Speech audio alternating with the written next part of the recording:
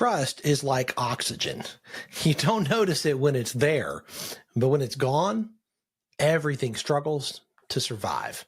Hey everyone, welcome to this month's LinkedIn Live, The Trust Factor, how to build a team that shows up, steps up, and stays. I'm Dr. William Attaway. I'm an executive coach, speaker, and author of Catalytic Leadership. I work with business owners, with entrepreneurs, and with leaders to help them lead with intentionality, with clarity, and with confidence. Now, I work with leaders at every stage, with startups, with scaling businesses, and with seasoned organizations. And no matter the industry, the same issue keeps coming up.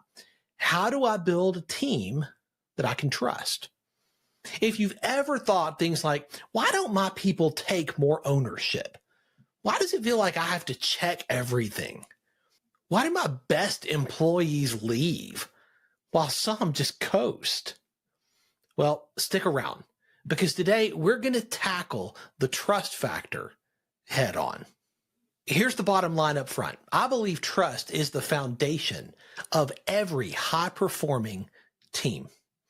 Ernest Hemingway said the best way to find out if you can trust someone is to trust them. Trust impacts everything. Teams with higher trust perform 50% better, according to Harvard Business Review. The idea is that people don't leave companies, and you've heard this, people don't leave companies, they leave toxic bosses. They leave toxic cultures where they don't feel valued or trusted. Maybe you can think of a time in your life, in your career path, where you left an organization, you left a business. It probably wasn't the business or the organization, it was probably the leader or the culture. See, team members take calculated risks when they trust leaders. If there's no trust, well, people are going to play it safe. They're going to stop bringing new ideas. They're going to try to fly under the radar. Now, there are three pillars of trust that I want to share with you today. The first pillar of trust is competence. Can I trust that you can do what you say you can? Now, when we're looking for a new team member, we're looking at competence. Right? We're looking to see, can you do it, what it is that I need you to do? That's an absolute pillar when it comes to being able to trust a new team member. Competence is first, the first pillar. The second pillar is consistency. Can I trust that you're going to follow through on what you said you would do? Can I count on you? Are you going to be consistent in delivering what you promise? The third pillar is character. Can I trust that you have integrity and will do the right thing? Now, when one of these pillars is weak, trust begins to erode. When more than one is weak, well, that's when trust takes a nosedive. Maybe you've experienced a time like that. Maybe you've experienced a setting, a culture, a business like that. I know many of my clients have. This is something that I'm working with clients and teams with on a regular basis. I want them to develop a culture of trust, because trust is one of the secrets to high performance. I bet you want that from your team and from your business. I know my clients do. Working with them to help them look at, evaluate, and shore up these pillars to build culture that is healthy, that has competence everywhere. People can trust one another. They can trust their team members. They're going to do what they say they're going to do. They believe in consistency. They trust that they're going to follow through, and they have character. They trust that their team members are going to have integrity and are going to do the right thing. That's critical if you want to be a high-performing team. Think about those three pillars and think about your team. Think about your business. Are all three present? Are all three healthy and strong? Or is one of those pillars weak? Is one of those something that needs to be worked on? Jot this down, because this is something that you can spend some time on. You can think about this. What can I do to strengthen these pillars in my team? What can I do to strengthen these pillars in my business, in my organization? As the leader, this is one of the things that you can do and that only you can do. The second thing I want to talk about is trust killers. There are three big ones. These things will kill trust. The first one is a lack of clarity. Clarity is something I'll work with my clients on pretty consistently because I believe clarity is kindness. Clarity is kindness with your team members, with your clients, and most often with yourself. If there is a lack of clarity, there is uncertainty, and people do not trust uncertainty. If your expectations, your goals, or your communication are vague, team members are going to hold back. They're not going to be fully engaged. Without clarity, there is not going to be trust. It is an absolute trust killer. So fix it. What does that mean? Here's what I want you to do. I want you to be clear, not clever. Clarity is kindness. I want you to define what success looks like. What is a win for the team? What is a win for the department, for the business, for the individual? If people don't know what the win is, they will guess. They will fill in the story in their head. They will try to guess at what a win is, and they may or may not be aligned with what you want there to be in this department, in this team, in this team member. So define what success looks like. Remove ambiguity. Clarity is kindness. Bring clarity to your team. Bring clarity to your team members. If you don't have clarity, it's a trust killer. The second trust killer is micromanagement and a lack of ownership.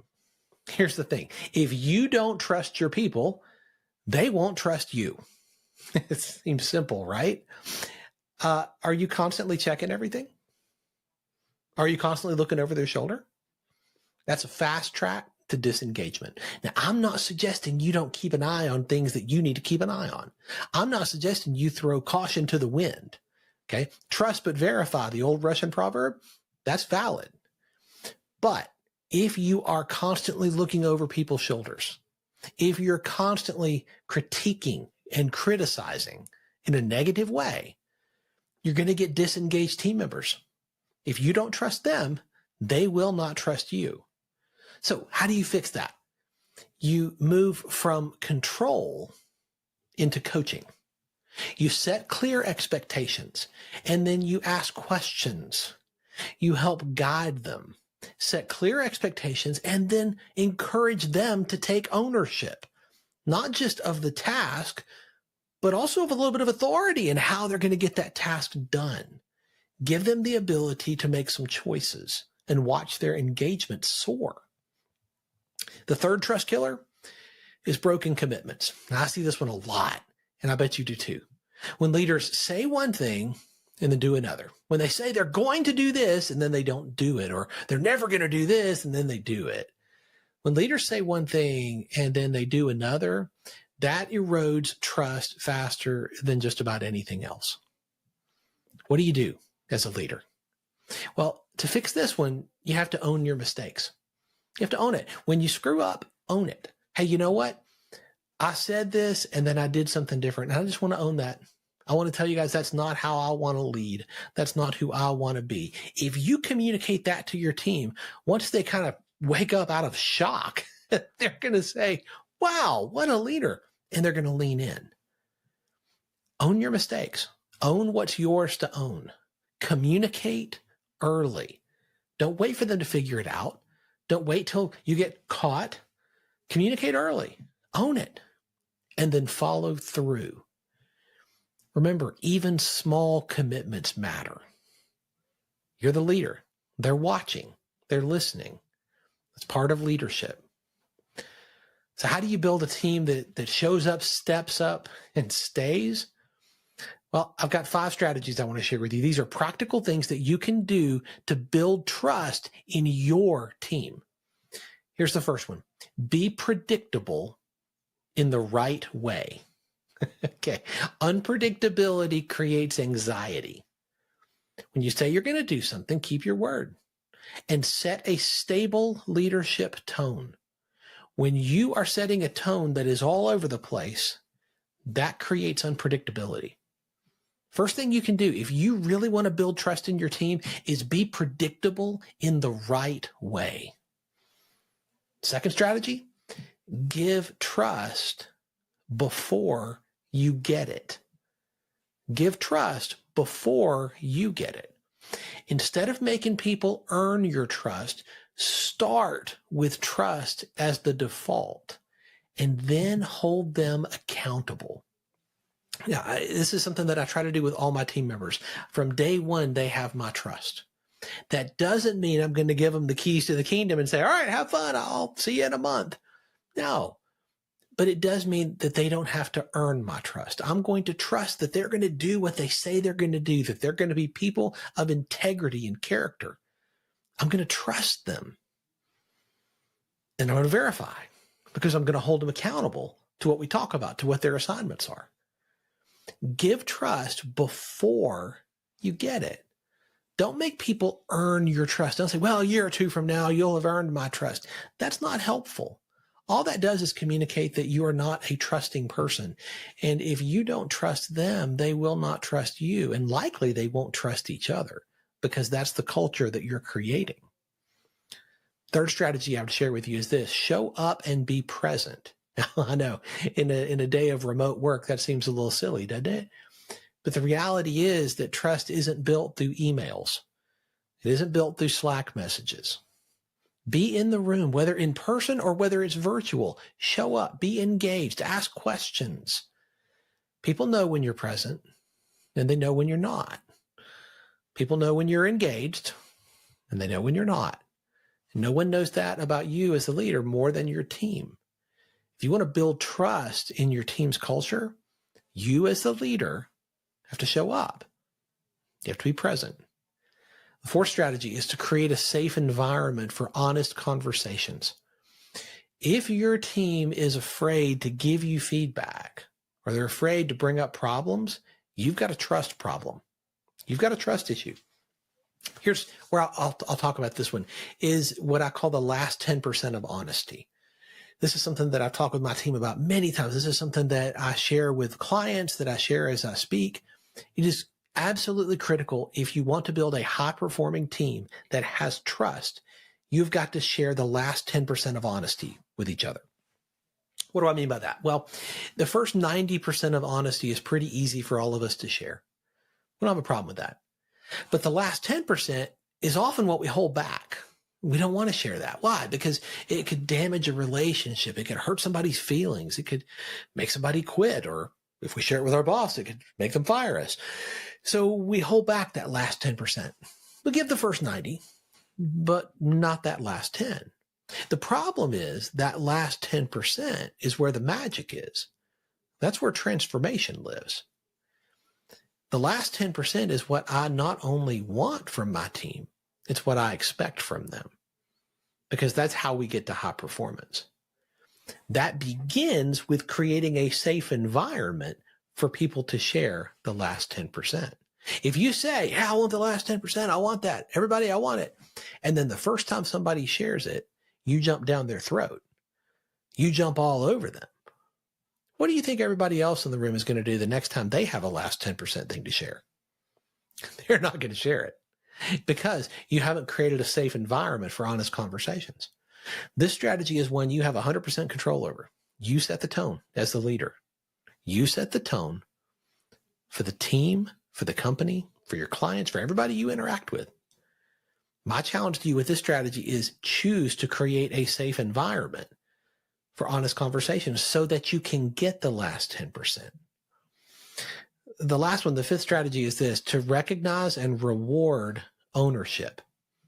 Celebrate it when people take initiative.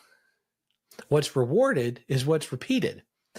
When you see somebody take an initiative and you celebrate that, that reinforces trust and it increases engagement. That's what you want, right? Recognize it, call it out. Hey, I saw that you did that. That's such a reflection of one of our cultural values. Way to go. Hey, I saw that you stepped in here. You didn't have to do that, but you knew that was important and you did it. Well done. Celebrate it, recognize it, reward it. Sometimes reward is simply a word of praise and encouragement like that. What's rewarded is what's repeated.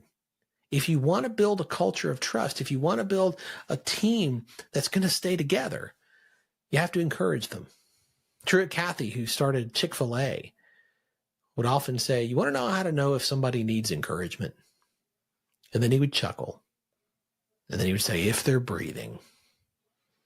That's so true, isn't it? We all need encouragement. You as the leader have a unique opportunity to speak encouragement into and over your team members like no one else does. Your words are weighty. Andy Stanley says a leader's words weigh 10,000 pounds, whether you want them to or not. Leverage that. Use that to recognize and reward ownership. That's going to help you build trust. And when you do these things, if you implement these strategies and you begin to execute, here's what I've seen. When trust is high, team members take more responsibility. They take on stuff that's not necessarily their job. They step up, they step in. Innovation begins to increase. I see this with clients all the time. Innovation on their team starts to increase. It just goes up and up because the team members are more engaged. Their retention improves, churn drops. And when retention goes up and churn drops, what happens to the bottom line? It always reflects it. It always reflects it. If you have high churn on your team, you will have high churn with your clients. You will have high churn with your business. That's how that works.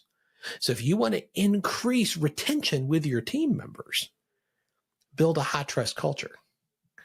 When you do that, you're going to see it reflected exactly where you want it to be. You're going to see performance skyrocket. So as we think about trust, I'm curious, where do you, as you look at your business, as you look at your leadership, where do you need to work on this? Where do you need to rebuild trust with your team? What is one step that you can take this week? Is it one of the strategies that I mentioned earlier? Is it one of the pillars that I talked about at the top? Or is it one of the trust killers that I mentioned in the middle? Is there one of these things you really need to dial into, you need to focus on and say, hey, this is something I can take a step on. I'm going to challenge you to identify one next step that you can take this week. One thing, take action. Information does not lead to transformation. Okay. Information plus execution leads to transformation. And transformation is what I want for you. This is what I want for my clients. I always say when my clients win, that's when I win. And I want you to win. I want you to operate and lead in a high trust environment, in a high performing team. What is one thing you're going to do? One step you're going to take that's going to help you move from where you are toward where you want to be? Drop your answer in the comments. I would love to celebrate that with you. If we're not connected on LinkedIn, I would love to connect with you. I do these webinars once a month. My goal is to add value to you, to give you practical things that you can take and do to improve and increase your leadership so that you can move from where you are toward a high-performing team, a high-performing business. If this resonated with you, I'd love it if you would share this with a leader who needs to hear it. Now, as a thank you for being here, I want to give you a resource that I think will be helpful. This is something that I've shared inside of our Catalytic Leadership community. It's a membership community where I'm constantly pouring and sharing with the members the resources that I create for my clients and have created for nearly 30 years. These are things that help people to develop in the areas of mindset, leadership, and productivity to take next steps toward where they want to be. The resource I want to share with you for attending today is helping you move from chaos into a CEO mindset. It's how smart agency owners and business leaders learn to scale and escape the day-to-day. It's called the Ignite Agency Growth Resource Bundle. Inside, you're going to find a leadership influence assessment. It's an AI-powered assessment that is going to help you pinpoint exactly where your leadership is bottlenecking growth. So often, the leader becomes the lid. What I want to do is help you identify that so you can deal with it. It's going to have a growth execution framework. It's going to help you eliminate bottlenecks, stop micromanaging. We mentioned that earlier in the trust part, right? And it's going to help you scale more predictably. I've got an empowering teams playbook that's going to help you build a high-performing team that takes full ownership, that is engaged, and it's going to help you begin to move toward a CEO mindset, where you stop thinking like a freelancer and you start leading like a CEO. That's what I want for you. And these resources are tools that I can share with you, that I have shared with clients, that will help you take steps toward this. You can go to smart.catalyticleadership.net to get your resources today. We'll have that link in the comments as well. Again, thank you for being here. Go build a team that shows up